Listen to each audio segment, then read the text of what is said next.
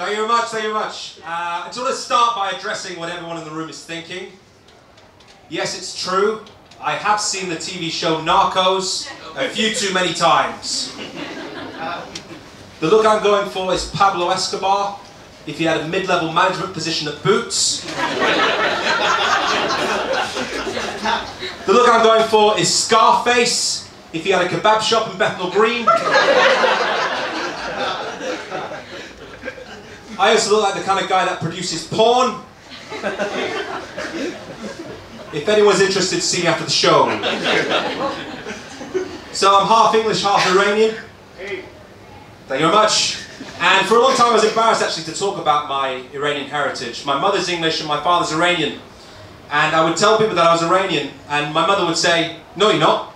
You're English. Your dad's Iranian. And if you say anything like that again, I'll have you deported." So I used to lie and say I was Colombian. Also used to say I was Italian, Mexican, Argentinian, Brazilian, Portuguese, Spanish, Martian, Ewok, Vulcan. Anything but Iranian. So I grew up in Bolton. Does anyone know Bolton? Who wants to know what Bolton's like? Just imagine London, but 20 years after a nuclear war. So yeah, I grew up in Bolton. I went to an all-white primary school. I was the only person from a minority. And when being half Iranian, you hit puberty at a very young age, and that was very difficult for me. Going to a school like that, I hit puberty so young. My first wank was over Rosie from Rosie and Jim. Ironic, because that's still my type. Have we got any cute brunettes in tonight? No? Well, you have to live on a barge anyway, so... Yeah, so as I was saying, I went to a primary school, and I remember my headmaster, he used to call me Zach. And I never had the balls to tell him that my name was Leo. So all through school, he would call me Zach. And I have no idea who the fuck Zach is. So I moved down from Bolton about 7-8 years ago, and I've been single pretty much all through that time. Thank you. And all my friends, they're in relationships, so I found myself becoming a permanent third wheel. Sometimes a fifth wheel. Sometimes a seventh wheel. Sometimes a ninth wheel. Sometimes an 11th wheel.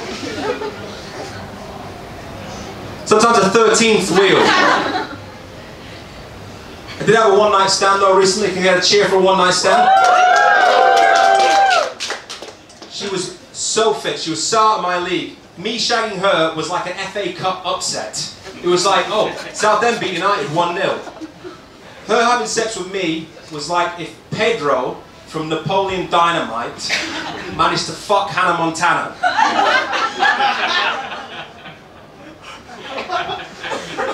So I would like to see her again, but unfortunately she's getting married. Yeah, she's getting married to this American guy. Really good looking guy, handsome, about 6'4". He looks like an Abercrombie & Fitch model. And she cheated on him with me!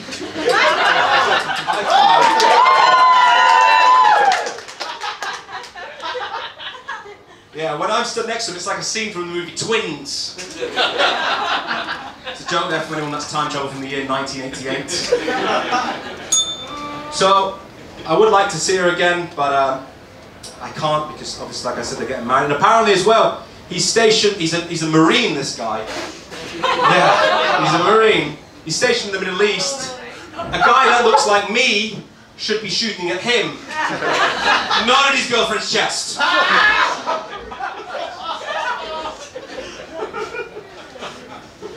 So I'd like to see her again, but they've just bought a house together. They're probably going to have kids and live happily ever after. And here I am on stage, talking about it. It's quite sad really, isn't it? But still the resilient 5-5!